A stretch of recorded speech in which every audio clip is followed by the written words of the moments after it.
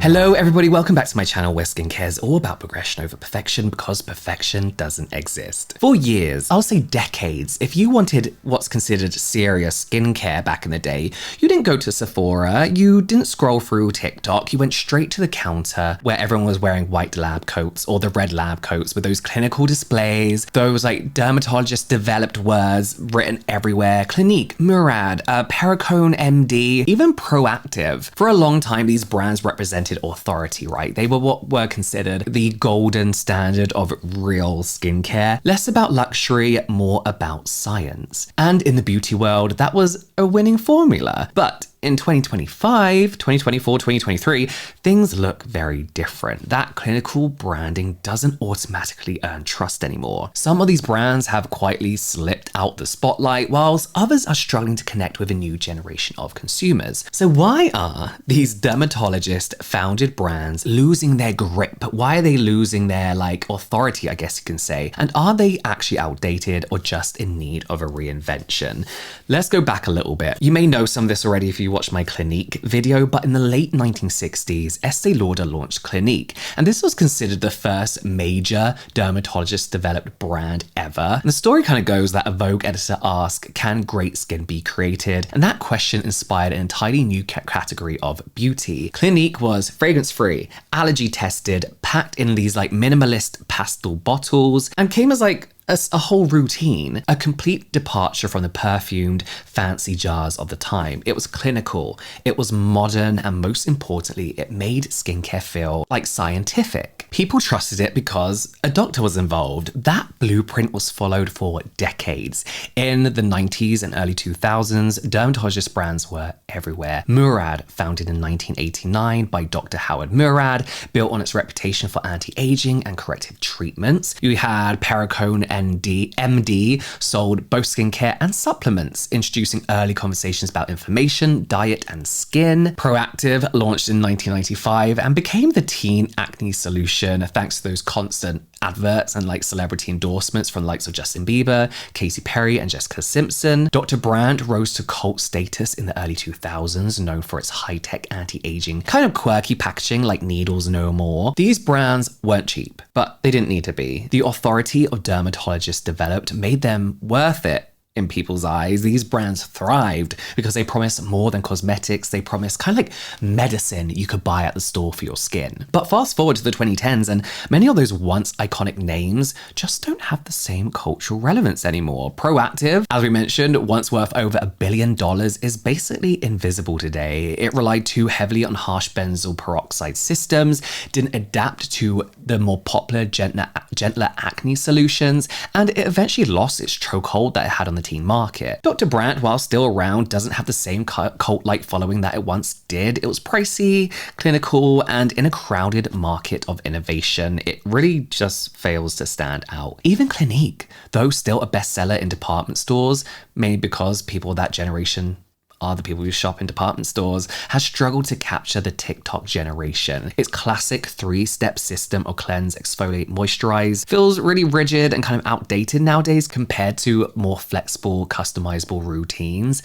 The clarifying lotion, which is basically an astringent, has gone from revolutionary to kind of infamous, to be honest with you. And brands like Perricone ND, once aspirational with its high price tags, now can just feel a little bit dusty. Whenever I see it, I'm like, oh, it hasn't really broken through with a younger consumer who values affordability and innovation. Murad is still going strong because their products are and always have been pretty amazing, and I feel like they were always ahead of the curve anyway. It's not that these brands disappeared, they just kind of lost their edge.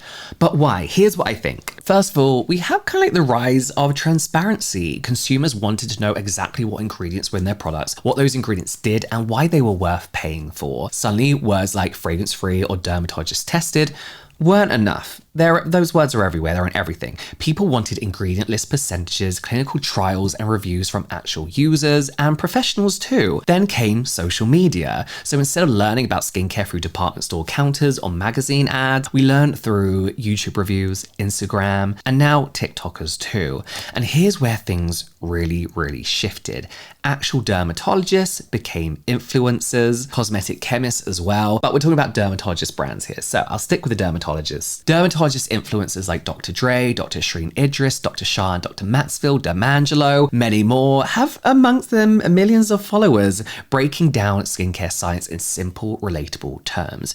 They don't just recommend products or tie themselves to one brand. They teach skincare. They point out what is marketing fluff and what's backed by evidence. So now when a brand tells us we're dermatologist-developed, no one really just takes that at face value. First of all, they want to know who the dermatologist is, but why do they care when they can literally watch a dermfluencer break down the formula in real time for free? And here's the thing as well, is many of these older dermatologist brands are still built on decades-old routines, harsh formulas that don't always align with modern skincare. As we mentioned, Clinic's 3-step system back in the 70s, revolutionary, but the exfoliate step, alcohol-heavy toner that we know strips your skin, proactive, like I mentioned, benzoyl peroxide, over-drying, is sensitizing skin. These approaches made sense in the era of fight your acne, strip your oil, no pain, no gain kind of thing, but today's consumers are more ingredient savvy and less willing to compromise skin health for results. They want gentler formulations along with like hydration and routines that adapt to different skin types rather than a one-size-fits-all system. And when they see that dermatologist-founded brand is still clinging to outdated formulas, it very much feels irrelevant. And part of that is because the entire skincare landscape has shifted and a new wave of brands fill that gap. So who's taking their place?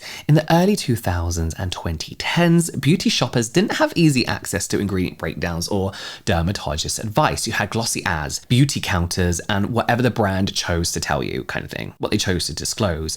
And then came transparency. The ordinary burst onto the scene, showing ingredient percentages and cutting out the fluff. Suddenly you didn't need to pay $100 for doctor-developed vitamin C. You could buy one for under $10. Then came K-Beauty and J-Beauty, introducing lightweight, hydrating, barrier-focused products with fun textures that made the clinical strip-back approach of the Western derm brands feel almost boring. And finally, social media changed that power dynamic. As I mentioned, real dermatologists became influencers, and instead of listening to these faceless brands, you could hear an actual dermatologist explain ingredients, recommended products, and even critique those same derm-founded lines. Add in TikTok reviews, ingredient deep dives, and consumer communities, and suddenly dermatologist-developed isn't a guarantee of trust anymore. The authority shifted away from brands directly to real people. And that leaves us here in, what was it, 2025, where dermatologist-founded brands face a weird identity crisis. On one hand, they still have credibility. A white coat will always carry some weight. But on the other, credibility isn't enough anymore. If the formulas feel outdated, the branding feels cold and clinical. In an era of community-driven skincare, consumers will look elsewhere. There's so many other things that they can buy and use. So whilst a lot of the older dermatologist brands have struggled to stay relevant, we are seeing a whole new wave of dermatologist-founded brands. But this time, they're coming from influencers, dermfluencers. And the difference really is that these brands work because authority isn't hidden behind a faceless logo. You see the doctor, you hear them explain their products, you trust that they're using up-to-date science that matches what they talk about online and in their practices, right? And honestly, that's something older derm brands never had. They were built top down, a doctor's name stamped on packaging, but no real connection to the consumer. Today, these dermfluencer brands are built bottom up, starting with trust, education, and community, then expanding into products. So I want to discuss some of my favorite all-time dermfluencer brands, and we have to start with Prequel cleanser. But this is the salicylic acid cleanser, and this is one of my favorite examples of a modern dermatologist created product. I've used non-derm versions of this, and I still find them incredibly drying and stripping, really leaving your skin tight with that squeaky, clean, irritated skin. Instead, this formula is all about giving you the exfoliating benefits of salicylic acid without compromising your barrier. We have that 50% glycerin, which is a huge amount in this cleanser, and you can see that in that kind of gummy, stringy, thick texture of the cleanser. It's one of the most effective humectants we have in skincare, keeping you hydrated, making your skin feel soft and elasticated. Team that with the salicylic acid, and everything's just kind of like balanced out perfectly. We have that 1% encapsulated salicylic acid, which is clever because it's time released. So yes, spend a minute or so gently massaging this into the skin to get those kind of like pore clearing, smoothing benefits with less irritation, especially if you have easily sensitized skin like myself. Zinc PCA in here as well to help regulate oil production, whilst also hydrating, which is perfect for me with my combination skin that is prone to the occasional itchy breakout. Most cleansers kind of do their job and then you like wash it off and move on. But this leaves your skin feeling so soft, smooth, and moisturized for such a long time. Honestly, this is like a perfect example of how dermatologist-influencer brands are kind of rethinking well-established products and formulations. But I really do feel like Dr. Sam Ellis has created something that delivers results, but actually respects your skin. And I feel like that's the dermatologist approach. Oh, I want to talk about a shampoo or kind of a treatment. This is from Dr. Shah's Remedy brand, Remedy for Dandruff shampoo. Another product that I think really does show how dermatologist-led brands are evolving. Like like this took me away from Head and Shoulders. I loved Head and Shoulders and I'll continue to use it, but this is like just more modern. It's modern.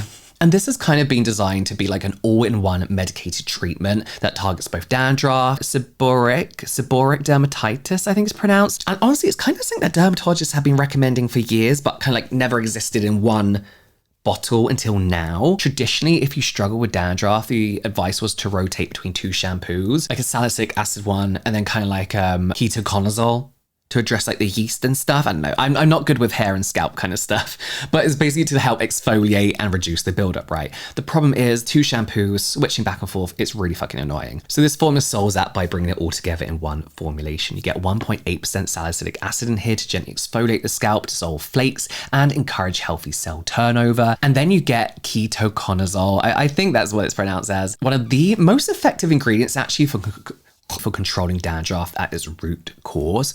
But what makes it stand out even more is the addition of these like soothing botanicals. When I think of these like scalp treatments, I always think of those like really strong minty ones that hurt your eyes, you know, that you get in like salons and stuff. When I worked in a salon, we used something like that. And they're meant to be invigorating and stuff. This just feels nice and almost calming. With the turmeric root kind of adds that antioxidant protection while soothing the scalp. It feels less like that harsh, minty, medicated wash that makes you feel like there's something wrong with you, and more like a treatment shampoo that cares for your scalp like it would to your skin kind of thing. Medicated where it needs to be, gentle where it needs to be, and very hydrating too. I used to have to use Head and Shoulders every single day or every single time I wash my hair, but now I can use this like a couple times a week and then use whatever the fuck I want outside of that, and it's been really good. Let's stick with Remedy. I want to go back to cleansing because Remedy for lightweight cleansing is perfect for my very oily T-zone and the hot weather we just had. It is a great example of how to formulate a cleanser for oily or congested skin without falling into that trap of it being overly harsh and stripping. It's a classic gel to foam cleanser that's designed specifically for normal to oily skin types, whereas most oily skin cleansers really rely on like those strong surfactants to strip away oil, which aren't always bad. They can just be too drying for some people and often leave your face feeling quite tight. This one takes a much more balanced approach. It uses 0.5% salicylic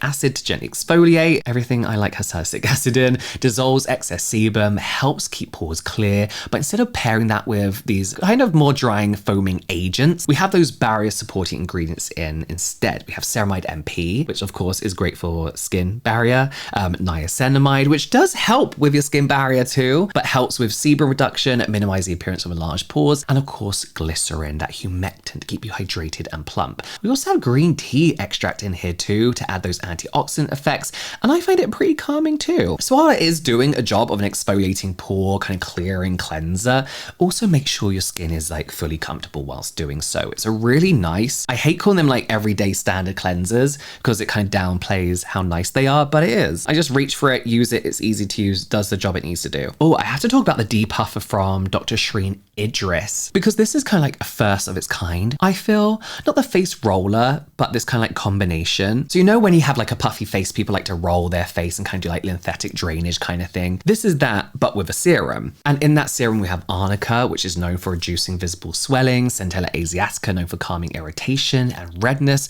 niacinamide to help strengthen the skin barrier. And we also have ash bark extract, which apparently helps directly target puffiness. Lightweight, fragrance-free, dermatologist tested, of course, and pretty much suitable for all skin types. And I like this because it kind of like, I kind of don't expect this from a dermatologist, but it combines that kind of like relaxing, ritualistic part of a skincare routine that a lot of like skincare enthusiasts love with actual clinically tested ingredients and a product, right? So you're not just rolling for the sake of it, you're rolling for that feeling of relaxation whilst treating your skin at the same time. I think it's a genius combination. Here's one I'm excited to use. So this is a brand new launch from Dr. Amna Adel over on TikTok and Instagram, everywhere. And I'm excited to try this, to be honest with you. I don't do much for my scalp and my hair, but this is the Root Density Plus Repair Scalp Serum. What really stands out to me is how much thought has gone into the formula of this. It's so interesting. I think hair treatments and oils are a big thing right now, but none of them really feel like skincare. And I think that's the only thing that's gonna make me start using like